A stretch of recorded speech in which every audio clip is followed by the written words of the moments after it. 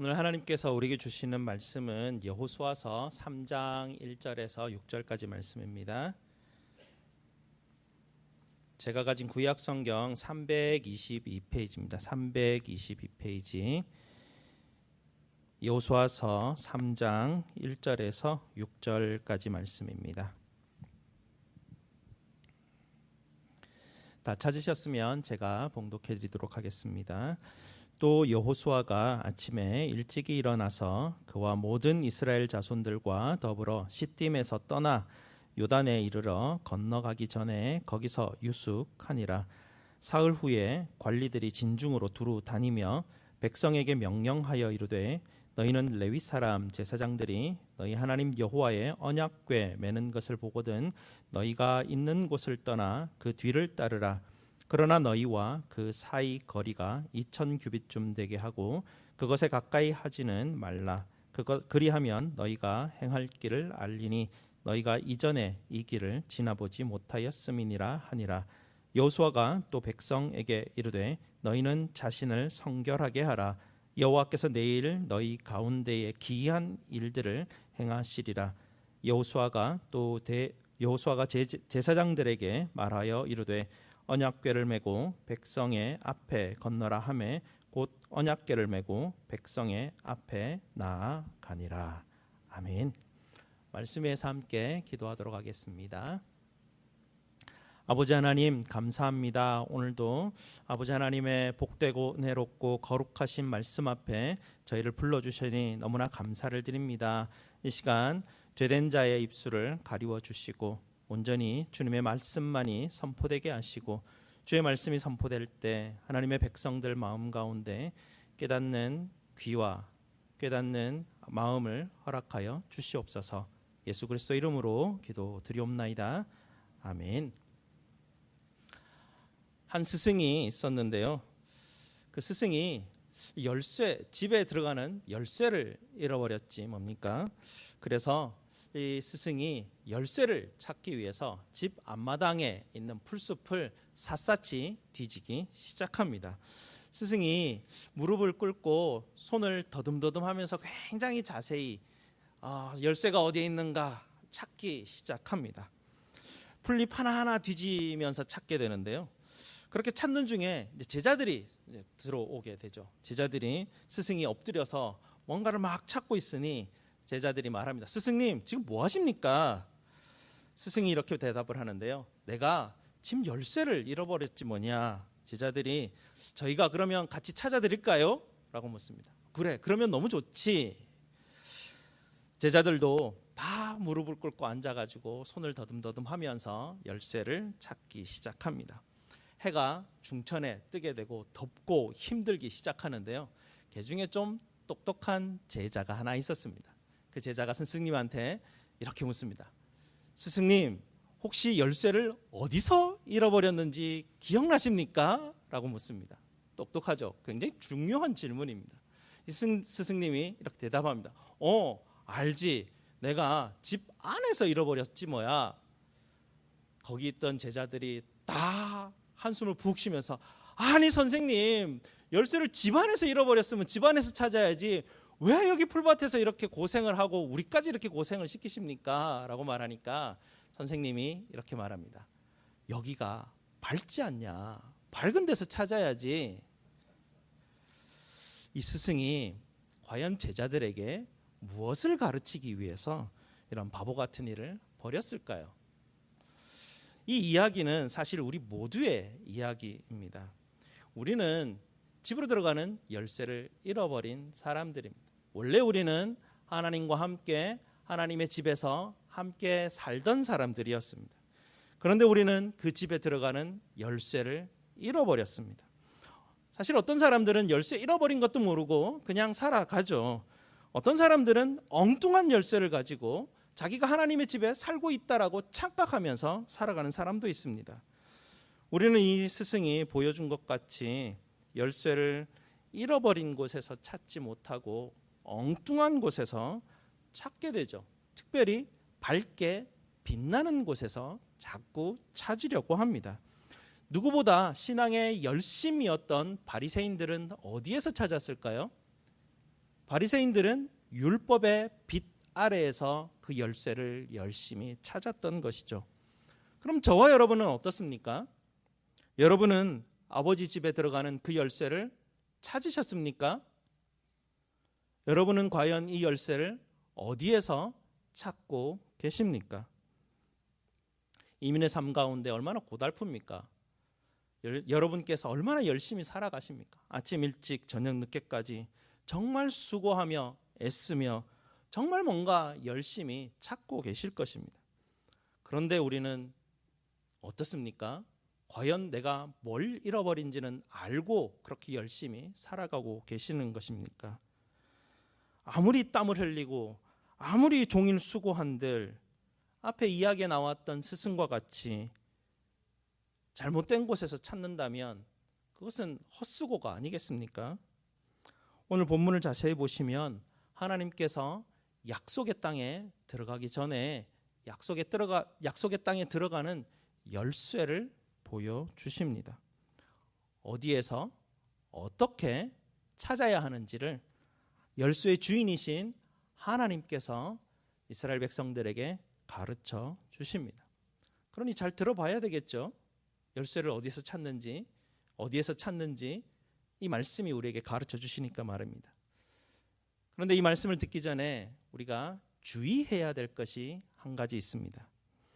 이 열쇠는 우리가 생각하고 있는 모양하고는 전혀 다른 모양이라는 것입니다. 우리가 생각지도 못했던 모양이고 생각지도 못했던 곳에 있는 것이 이 열쇠이기 때문에 주의를 해야 합니다.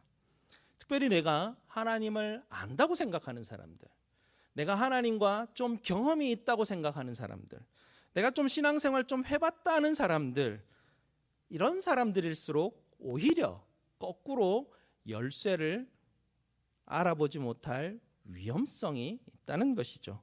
반대로 나는 그 열쇠에 대해서 잘 들어보지도 못했는데 잘 몰라, 이런 사람일수록 오히려 그 열쇠를 발견하게 된다는 것입니다. 예수님도 이런 상황을 한번 설명해 주셨죠.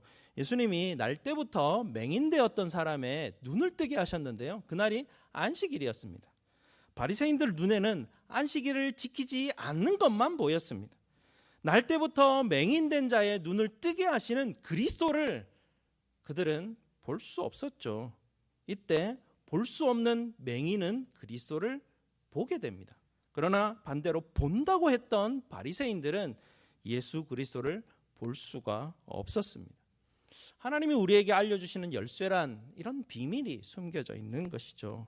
그래서 완전히 생각을 바꾸지 않으면 열쇠가 눈에 보이지 않습니다. 볼 수 없는 맹인이 열쇠를 찾고 본다고 하는 바리새인이 열쇠를 찾지 못하는 것이죠.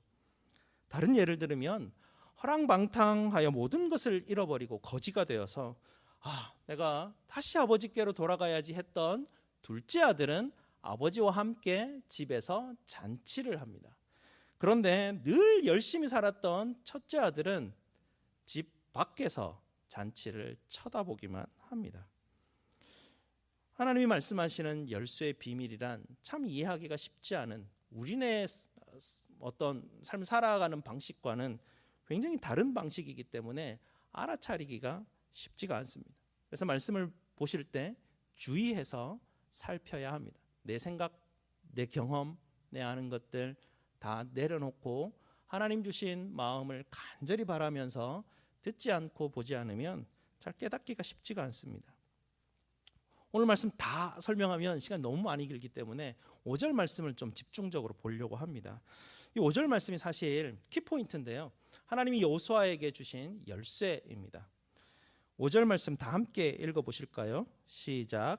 여호수아가 또 백성에게 이르되 너희는 자신을 성결하게 하라. 여호와께서 내일 너희 가운데에 기이한 일들을 행하시리라. 하나님께서 이스라엘 백성들에게 무엇을 명령하십니까? 너희 자신을 성결하게 하라. 여러분, 성결하게 하라라는 이 말씀을 들으면 어떤 느낌이 드십니까? 부담감이 확 몰려오죠. 마태복음 5장 읽으면 예수님께서 팔복 말씀을 주시는데 읽으면 부담감이 확 몰려옵니다. 왜 그렇습니까? 우리가 생각하는 성결, 거룩이라는 단어를 우리는 이렇게 이해하고 있기 때문에 그렇습니다. 거짓말하지 말아야 되고, 다른 사람들 미워하지도 말아야 되고, 분노하지도 말아야 되고, 성적으로 순결을 지켜야 되고, 욕심도 내면 안 되고, 가난한 사람 도와줘야 되고, 매주 빠지지 않고 하나님 앞에 예배 드려야 되는데, 사실 우리가 그렇게 못 살기 때문에 이 성결하라라는 이 말씀만은 참 부담스럽게 이거 어떻게 하지? 그렇게 듣게 됩니다. 성경을 읽을 때 가장 오해를 많이 하는 단어가 이 성결이라는 단어입니다. 우리가 오늘 이 열쇠를 발견하려면 이 성결이라는 단어를 정확하게 이해를 해야 되는데요. 5절에 나오는 성결이라는 단어는 히브리어로 카도시라는 단어인데요. 이 단어는 레위기에서 굉장히 많이 쓰이게 됩니다. 사실 이스라엘 백성들이 여호수아서에서 지금 명령하고 있는 성결하라라는 이 단어는 레위기를 보고 이야기하는 것입니다. 레위기는 어떤 책일까요? 레위기는 거룩하게 되는 방법에 대해서 정확하게 자세하게 기록하고 있는 책입니다. 구약이기 때문에 신약과는 다르다라고 볼 수 없습니다. 원리가 똑같습니다. 레위기에서 말씀하는 거룩의 의미와 로마서에서 이야기하는 의의 의미가 그 원리 자체가 똑같기 때문에 레위기 굉장히 중요한 책입니다. 하나님은 이스라엘 백성들이 40년 광야 생활을 시작하기 전에 레위기 말씀을 가르쳐 주셨습니다. 그래서 이스라엘 백성들은 어떻게 해야 성결하게 되는지에 대해서 잘 알고 있었습니다. 그걸 계속 훈련했기 때문에 그렇습니다. 레위기에서 가르치는 성결, 거룩하라라는 것의 핵심은 무엇이냐면 성막을 중심으로 해서 하나님과 함께 살아가는 것이 거룩함입니다. 여러분이 생각하는 거하고 다르죠. 하나님의 임재 가운데 내가 그분과 함께 살아가는 것이 거룩함입니다. 그런데 하나님과 함께 살아가려면 두 가지가 필요합니다. 요약해서 레위기에는 하나님과 함께 살아갈 수 있도록 하나님이 이스라엘 백성들에게 은혜를 베푸셔서 두 가지를 가르쳐 주십니다. 죄 많은 백성들이 하나님과 함께 절대 살 수 없거든요. 하나님이 그래서 그들에게 가르쳐준 방법이 하나가 있습니다. 첫째는 무엇이냐면 이 제사를 통해서 거룩을 입는 방식입니다. 거룩하게 되지 않습니다. 거룩하다 칭하는 방식입니다. 레위기 16장을 보시게 되면 대제사장이 거룩하게 되는 방법이 나옵니다. 대제사장도 사람이죠. 하나님 앞에 나아가려면 거룩해져야 나아갈 수 있는데 하나님이 그러면 너는 어떻게 거룩할 수 있느냐 방법을 가르쳐 줍니다. 첫 번째는 무엇이냐면 대제사장이 입고 있는 복장이 있습니다. 거룩해 보이고 굉장히 영험해 보이고 반짝반짝 빛나는 그 대제사장이 입는 옷이 있습니다. 그거 먼저 벗으라라고 이야기하십니다. 그리고 난 다음에 세마포 천으로 된 옷을 입으라라고 말씀하시죠. 가장 첫 번째 무엇입니까? 나의 지위, 나의 권위, 나의 경험, 그것을 나타내는 대제사장의 옷을 벗는 것이 하나님 앞에 나아가는 가장 첫 번째 방법입니다. 그리고 그 다음이 중요한데요.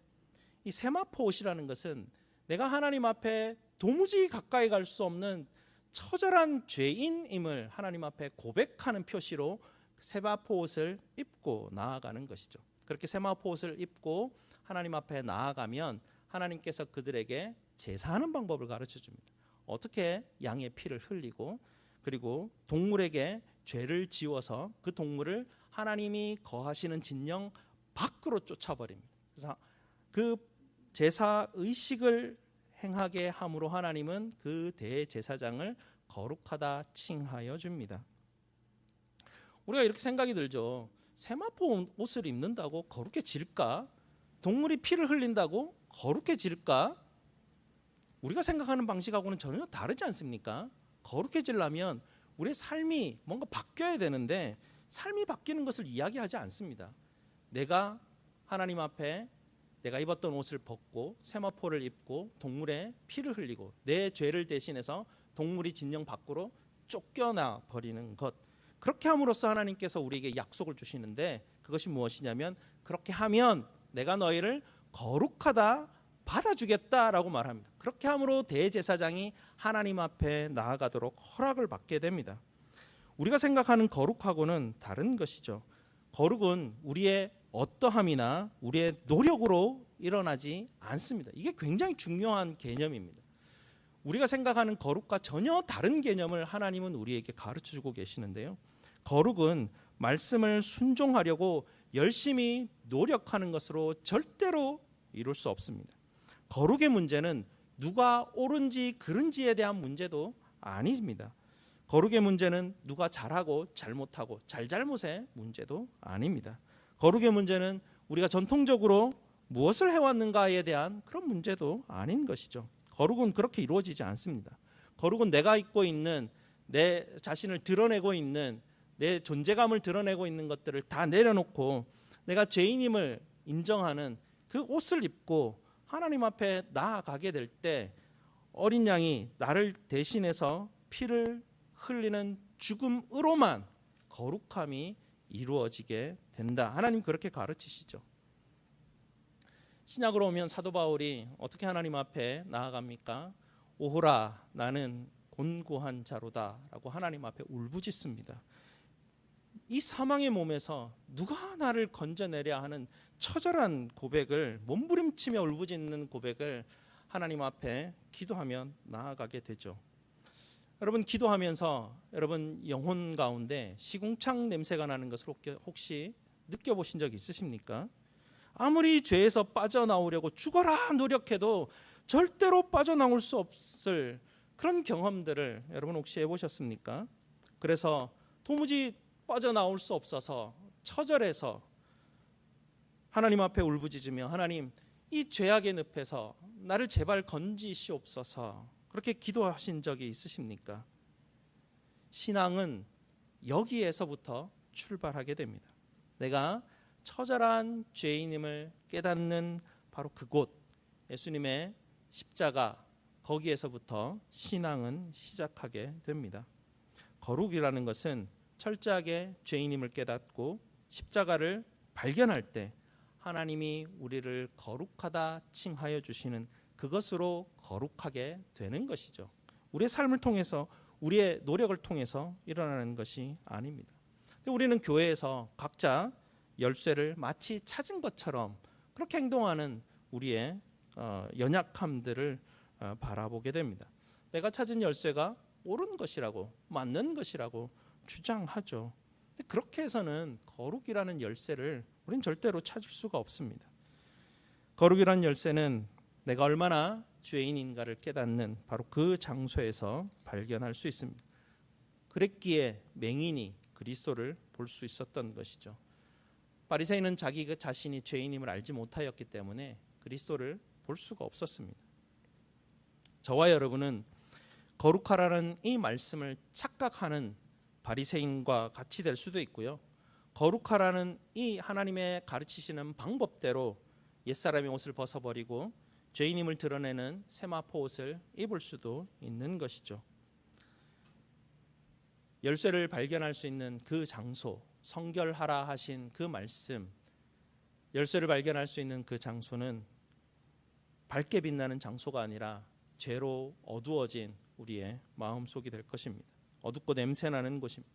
우리 주님께서 하늘에서부터 이 땅까지 내려오시고 십자가에서 못 박히시고 지옥 끝 아래까지 내려가신 그 최악의 곳 거기에서부터 우리는 출발할 수 있습니다. 여러분은 이 열쇠를 어디에서 찾고 계십니까?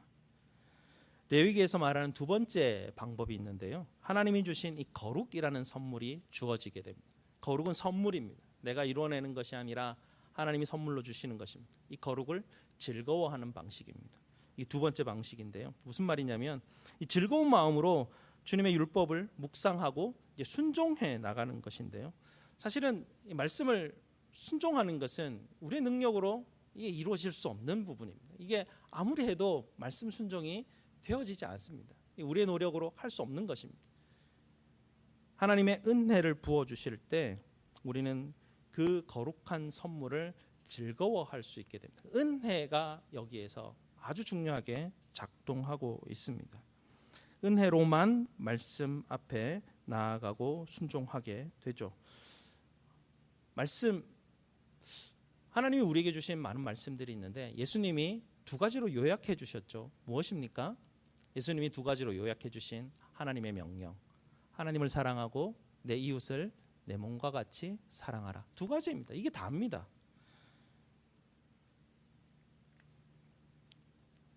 하나님은 요단강을 지금 건너가게 하시고 여리고성을 넘어가게 하시는 방법으로 뭔가 이렇게 전함을 만들어라 이런 얘기 하지 않으십니다. 군대를 조직해라 이런 말도 안 하십니다. 너희가 칼을 갈고 창을 갈아라 이렇게 말씀도 하지 않습니다. 가나안 땅에 들어가기 위해서 힘 있는 사람이 필요하지 않았습니다. 가나안 땅에 들어가기 위해서 재력 있는 사람, 능력 있는 사람이 필요하지 않았습니다. 가나안 땅에 들어가기 위해서 하나님이 필요한 사람은 거룩한 사람이었습니다. 거룩을 입는 사람이 어떤 사람입니까? 계속 강조할 겁니다. 왜냐하면 우리가 자꾸 거룩이란 단어를 착각하고 있기 때문에 그렇죠. 다시 한 번 더 말씀드리지만 윤리적인 게 거룩이란 단어의 뜻이 아닙니다. 옛사람의 옷을 벗어버리고 내가 얼마나 죄인인지 죄인임을 깨닫는 세마포 옷으로 갈아입는 것입니다. 그리고 죄 많은 나를 대신해서 어린 양께서 흘리신 그 보혈, 그 죽음의 제물로만 하나님이 우리를 거룩하다 칭하여 주십니다. 여기에는 내가 한 것이 단 하나도 없습니다. 은혜로 내게 주어지는 것이죠. 이 은혜가 우리 심령 가운데 막 넘쳐나게 될 때 예수님을 닮아가기 그때서야 시작하게 됩니다. 그래서 예수님을 닮아가는 사람들의 그 성품의 모습들에서 드러나는 것이 온유와 겸손으로 드러나게 되죠. 오직 은혜로만 하나님을 사랑하고 이웃을 사랑하는 그 말씀 순종하기 시작할 수가 있는 지점이 거기에 있습니다. 하나님의 말씀하시는 대로 두 가지 방법을 우리에게 가르쳐 주십니다. 죄를 깨닫고 십자가를 통한 하나님의 은혜가 우리에게 부어질 때 오늘 말씀에서 하나님이 기이한 일을 행하시겠다 그렇게 말씀하십니다. 5절 말씀 다시 보시게 되면 너희 자신을 성결하게 하라. 두 가지 방법이잖아요. 죄를 깨닫고 은혜를 누리게 되면 그 다음 무엇입니까? 여호와께서 내일 너희 가운데에 기이한 일들을 행하시리라. 우리가 뭔가 역사를 일으키게 하나님이 그런 방식을 취하지 않습니다. 우리는 성결하게 하라, 너희는 거룩하라 라고 말씀하십니다. 그 다음에 어떻게 합니까? 하나님이 일하시겠다고 하는 것이 이게 하나님의 방법입니다. 우리가 막 뭐 하려고 할 필요가 없습니다. 그렇게 하려고 하지도 마십시오. 교회가 부흥하고 교회가 커지고 이 우리의 일이 아닙니다. 우리가 하는 일은 성결입니다. 내가 죄를 깨닫고 십자가의 은혜를 누리는 일입니다. 그러면 하나님이 역사하시게 됩니다. 방식이 항상 그렇게 됩니다. 6절을 보시게 되면 우리가 보시게 되면 언약궤를 메고 백성 앞에 건너가라 하매 곧 언약궤를 메고 백성 앞에 제사장들이 언약궤를 메고 나아가죠. 언약궤가 무엇입니까? 하나님의 보좌입니다. 언약궤는 하나님이 이스라엘 진중에 임재하신다라는 증거이죠. 10절 앞에 한번 한 장 넘기셔서 10절 앞부분을 보십시오.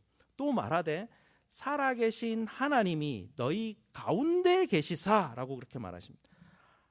성결하게 될 때 어떤 일이 발생합니까? 하나님의 보좌가 그들 앞에 놓여지게 되고 살아계신 하나님이 그들 진중 가운데 그들과 함께 하신다라는 것이 그게 역사하는 일입니다. 하나님이 함께 하셨을 때 어떤 일이 벌어질까요? 15절을 쭉 보시게 되면 이 궤를 맨 제사장들이 발바닥이 요단 물을 밟고 멈추면 요단 물 위에서부터 흘러내리는 물이 끊겨서 한 곳에 쌓여 그치게 된다라는 그 놀라운 일이 벌어지게 되죠. 엄청난 놀라운 일이, 상상할 수 없는 일이 벌어지게 됩니다. 우리가 할 수 없는 일이죠. 우리는 단지 하나님의 말씀에 순종하여 성결하라라는 그 방식을 대로 따라가게 되는데 나머지 하나님이 하시는 일은 우리가 상상할 수 없는 일들을 하나님이 일하십니다. 하나님이 왜 이렇게 복잡하게 좀 일하실까요? 하나님이 모세처럼 손을 들고 하나님 앞에 외치면 홍해 바다가 쫙 갈라지게 하시면 얼마나 편하겠습니까? 요단에서 3일 동안 야영하라 말씀하시고 또 200만의 사람들이 하루를 더 기다려가지고 거룩하게 드리는 제사해서 성결하라라고 하는 과정들을 계속해서 하나님께서 우리에게 가르치십니다. 하나님이 왜 이런 복잡한 과정을 겪게 할까? 다 의미가 있는 것이죠. 하나님은 하나님의 백성들을 인도하실 때 하나님의 능력을 막 드러내시면서 나는 이렇게 능력 많은 신이야, 너희는 나만 따라오면 돼, 뭐 이런 느낌으로 하나님께서 우리에게 가르치시지 않습니다. 하나님이 원하시는 것은 자기 백성이 거룩하게 되는 것을 원하십니다. 또 윤리적으로 들으시면 안 됩니다. 거룩하게 되는 방식을 쫓아가는 겁니다. 죄를 깨닫고 십자가를 바라보는 피 흘림의 그 원리들이 여기에 있죠. 하나님은 우리의 생각과 전혀 다르게 움직이시는 분이십니다. 우리는 풍요로움을 원하죠. 근데 하나님은 우리를 풍요롭게 하는 게 목적이 아니십니다. 우리는 뭔가 이렇게 커지기를 원하는데 하나님은 우리를 부흥케 하는 것이 우리의 목적이 아니십니다. 하나님의 목적은 우리가 거룩하게 되는 것입니다. 이것이 하나님께서 우리에게 주시는 명령인 것이죠. 내가 죄인임을 깨닫고 십자가의 은혜 아래 거할 때 하나님이 기이한 일을 행하신다. 요 법칙입니다. 요 법칙을 우리가 잘 깨닫고 요 법칙 안에 있을 때 우리는 정말 신비한 경험들을 하게 되는 것이죠. 열쇠를 어디에서 발견할 수 있겠습니까? 십자가입니다. 우리의 핵심의 목표이죠. 복음의 핵심입니다. 십자가에 가려면 어떻게 해야 됩니까? 십자가의 앞에 가려면 내가 죄인이 되어야 합니다. 십자가가 간절히 필요한 사람들은 처절한 죄인인 그런 사람들이 십자가가 간절하게 필요합니다. 정말 처절하게 필요합니다. 매일매일 사도 바울이 하나님 앞에 기도하고 하나님 앞에 자기의 죄됨을 고백했다고 하였죠. 그가 그렇게 했던 이유는 십자가 때문에 그렇습니다. 십자가 아니면 도무지 살 길이 없었기에 날마다 자기의 죄인임을 하나님 앞에 고백하고 나아갔던 것이죠. 그렇게 했을 때 어떤 일이 벌어집니까? 기이한 일을 하나님이 바울을 통해서 역사하시는 것입니다. 기독교 역사 이래 모든 곳에서 사람이 일했던 적은 없습니다. 부흥의 일이 사람이 부흥을 일으켰던 적이 없습니다. 다 하나님 앞에 나와서 죄인임을 깨닫고 십자가의 은혜, 그 복음의 은혜를 깨달을 때 하나님이 기이한 일을 막 벌이시는 거죠. 그러니까 부흥도 일어나고 회개하는 사람이 점점 늘어나게 되고 교회도 세워지게 되고 그런 일들이 우리 가운데 일어나는 것입니다. 우리는 하나님이 우리를 왜 교회로 모아 놓으셨을까요? 여기에 우리가 얼마나 죄인인지 발견하게 하기 위해서 하나님 우리를 여기에다가 모아 놓으셨습니다. 교회는 죄인들의 집합소인 것이죠. 교회를 보면 어떻습니까? 답이 안 나오죠. 교회 보면 답답합니다. 막 교회 오면 저도 옛날에 이제 어릴 때 어른들 부모님 교회 다니시는 것들을 경험하게 되었거든요. 부모님이 어른들이 교회 오면 뭔가 되게 거룩해 보이고 신앙생활 하시는데 얼굴에 크게 기쁨이 없더라고요. 부모님도 교회 갔다 오면 굉장히 뭔가 티격태격하고 뭔가 이렇게 불만이 차는 그런 모습들이었습니다. 하나님 앞에 예배하고 왔는데 큰 기쁨이나 은혜를 누리는 그런 경험들이 아니었습니다. 뭔가를 지키고 똑바로 하고 옳게 하고 그르게 하고 뭐 이런 문제들, 그리고 비교하고 뭐 이런 문제들이 굉장히 심각했습니다. 이 교회들 안에 일어나는 죄성의 문제들이죠. 우리는 교회 안에서 발견해야 될 것이 죄입니다. 누구의 죄입니까? 저 사람의 죄가 아니라 나의 죄입니다. 저 사람은 왜 하나님의 은혜를 깨닫지 못할까가 아니라 하나님, 내가 죄인입니다라는 것을 깨닫게 하기 위해서 하나님이 여기에 모아 놓으셨죠. 1만 달란트 빚진 종의 이야기 기억나시죠? 우리가 그런 사람들 아닙니까? 놀라운 은혜를 받았는데도 불구하고 여전히 미워하고 시기하고 불평하고 비난하고 비판하고 뭐 이게 우리의 모습들입니다. 죄된 우리의 모습들이죠. 정상입니다. 하나님 그걸 뭐라 그러지 않습니다. 중요한 것은 그러고 있는 나의 모습을 발견하는 게 중요합니다. 그게 핵심입니다. 하나님이 여기에 모아놓고 저 사람을 바라보는 게 아니라 어느 순간에 하나님께서 내 눈을 휙 거꾸로 돌려가지고 나를 바라보게 하시는 것이거든요.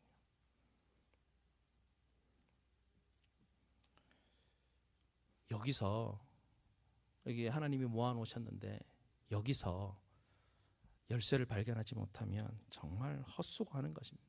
시간 들이고 돈 들이고 감정 소모하고 헛수고하는 것 아니겠습니까? 열쇠를 발견하셔야 됩니다. 열쇠는 십자가 앞에 있습니다. 우리의 열심, 우리가 가지고 있는 뭔가 빛나는 것, 거기에서 우리는 열쇠를 찾을 수 없습니다. 주빌리 은혜 장로 교회 누가 세웠습니까? 여러분들이 개척 멤버죠. 시작하셨습니다. 여러분들이 세웠습니까? 아닙니다. 그렇지 않습니다. 하나님이 허락하셔서 교회는 세워집니다. 수많은 이유들로 인하여서 하나님의 허락하심 아래 교회가 세워집니다. 여러분 모두는 하나님의 아들이신 하나님의 어린 양의 핏값으로 여러분을 부르셨습니다. 여러분 옆에 있는 분들 한번 바라보시기 바랍니다. 한번 보십시오. 옆에 있는 분들 한번 보시기 바랍니다. 바로 그 사람이 예수님이 핏값으로 부른 사람들입니다. 정말 존귀한 사람들입니다.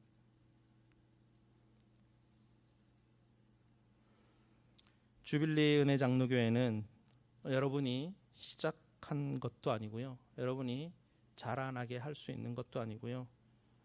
목사님이 그렇게 할 수 있는 것도 아닙니다. 목사의 능력으로 교회가 성장한다면 복음이 아닙니다.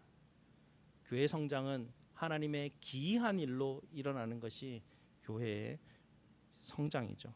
교회를 시작하시는 이도 우리 주 예수 그리스도이십니다. 교회를 자라가게 하시는 분도 우리 주 예수 그리스도이십니다. 성결하시기 바랍니다. 그리하면 하나님께서 우리 주빌리 은혜 장로 교회에서 기이한 일을 행하실 것입니다. 사랑하는 우리 주빌리 은혜 장로교회 성도님들, 예수님만 바라보시기 바랍니다.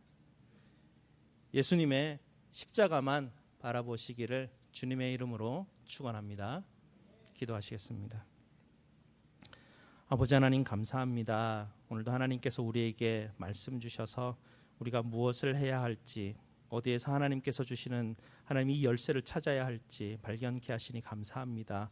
우리가 수많은 노력을 하고 하나님 우리가 수많은 열정을 가지고 하나님 앞에 나아가려고 하지만 하나님 그것이 중요한 것이 아니라 하나님은 우리가 얼마나 죄된 사람들인지, 하나님께서 우리를 거룩하게 위하여서 하나님 아들을 보내셔서 피를 흘리시고 십자가에서 죽게 하셨는지 하나님 그것을 깨닫게 하시기를 원하시니 하나님 우리의 마음을 돌이켜 우리의 열심과 우리의 노력을 다 내려놓게 하시고 오직 하나님의 십자가를 바라보며 예수님의 십자가를 바라보며 그 은혜 아래 거할 수 있도록 주님 도와 주시옵소서.